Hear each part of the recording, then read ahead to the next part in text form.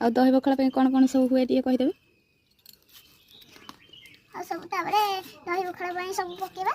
ଦେଖନ୍ତୁ ଏଠି ଆମେ ଛେଚୁଛୁ ବସି ଛେଚିବ। ଦେଖ ଛେଚି କେମିତି ହେଲା। ଛେଚି ସାରିଲା ପରେ ଏଠି ଏରକ ହେଇଯିବ।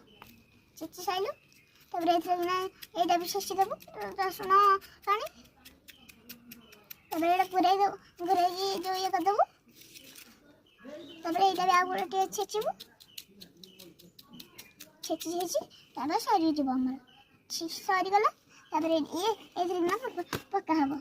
ଏଇ ଦେଖନ୍ତୁ ଆପଣମାନେ ଏଥିରେ ସବୁ ପକା ହେଲା। ଏଇଠି ପକା ହେଉଛି।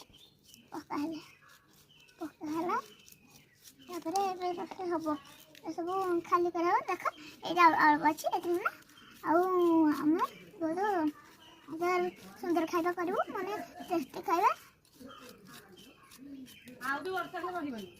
ଦେଖନ୍ତୁ